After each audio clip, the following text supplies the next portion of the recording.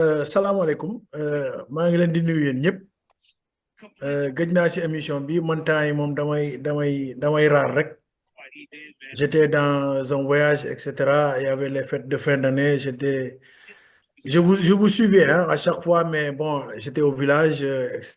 Là-bas les conditions ne sont pas réunies j'ai fait un peu comme professeur Konaté bi ma gëj a gis quoi moom aussi mel na ne dafa xaw a raar tuuti là. Oui. Ah, ben, tu sais, on a les mêmes contradictions, hein, tu sais. Hein. Mais Quand voilà. deux enseignants se croient, c'est toujours ça. Mais voilà maa ngi lay nuyu maa ngi nuyu Pape Sarr maa ngi nuyu Jobas maa ngi nuyu Moustapha on s'est déjà vu même si eux ils ne m'avaient pas vu parce que j'avais un petit problème avec ma machine qui cachait mon image. Ce n'était pas intéressant de participer à une émission où les gens sont à découvert et puis toi tu es à couvert quoi. Alors mais bon alors c'est réglé. Alors maintenant je vais attaquer directement l'affaire de Farba Ngom. En fait je disais à quelqu'un le jour que l'affaire de Farba Ngom là, elle va amener beaucoup de bruit. Pourquoi? Parce que les gens sont en train de voir ce qu'ils ont déjà vu. Or, très sincèrement, nous, on avait pensé que quand Pastef viendrait au pouvoir, Pastef allait changer de manière de faire parce que c'est ce que Pastef nous avait promis. Mais Pastef, j'ai l'impression, est en train de faire ce qu'il y avait fait, ce qu'il y avait ici, et que Pastef même avait critiqué. Maintenant, est-ce que Farba Ngom va être condamné? Ça, la justice le dira après. On attend que la justice se prononce là-dessus. Mais il y a quand même une situation qui est là, un processus qui a été déclenché, et qui, lorsqu'on l'observe, mais xel day tey. Pourquoi? Parce que Sonko, partout où il est passé, quand il a menacé quelqu'un, cette personne-là a été emprisonnée. Sans aucune exception. Il n'y a pas une personne que Sonko a menacé de manière manifeste et que cette personne-là n'est pas passée par la prison. Ça, c'est de un.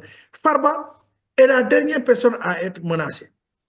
Il a été menacé et on lui a dit de manière très claire que yow bu élection jeexee dootoo talati politique. C'est ta dernière campagne.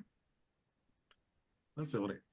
L'autre chose, Farba, on peut, avec la CENTIF, saytu li Farba, les mouvements de comptes, etc., les flux financiers, les flux et reflux financiers de Farba, tout ça là, la CENTIF mën na koo saytu. On est d'accord. Mais logiquement, la reddition des comptes, si elle devait commencer, logiquement, est-ce que vous pensez que ça devait commencer par Farba? Ça devait commencer par ceux qui avaient des responsabilités publiques. Parce que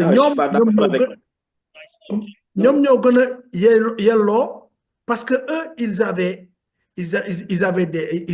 on leur avait voté, comme disent les autres, ils avaient un budget.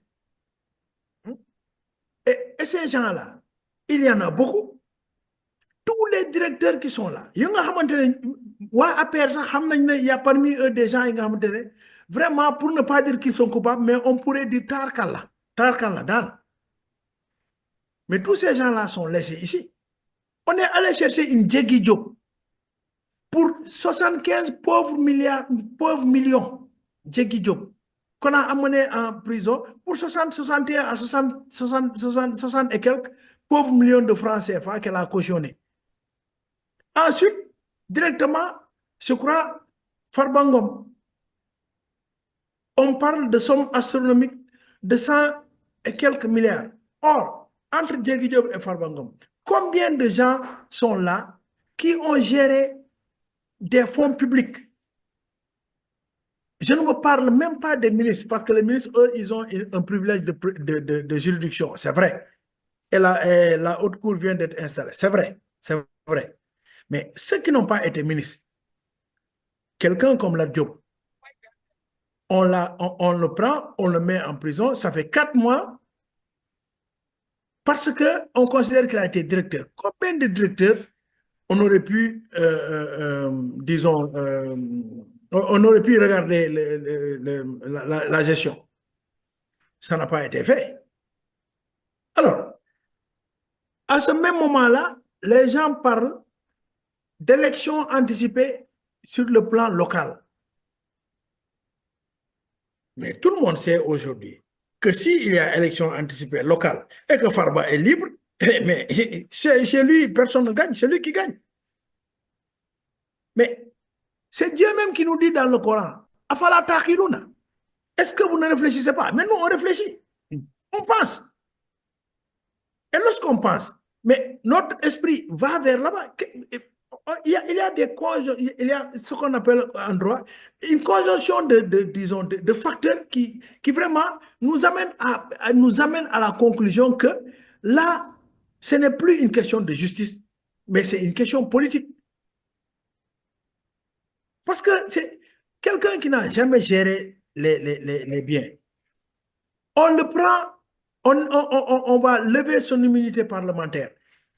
Hier, j'ai entendu un député défendre, oui, on nous a demandé de lever l'immunité parlementaire. Nous, on ne sait pas ce dont on l'accuse, on lève. Mais vous pensez que ça, c'est responsable? Un député, sa collègue député, on te dit, lève son immunité parlementaire. Yo, djemoulo xamé, lutax ñukoy lever, nga nan comme on me l'a demandé, je la lève. Entre parenthèses, il y avait des députés ici, il y avait des députés dont on a voulu lever l'immunité parlementaire ici. Ils ne sont pas venus répondre.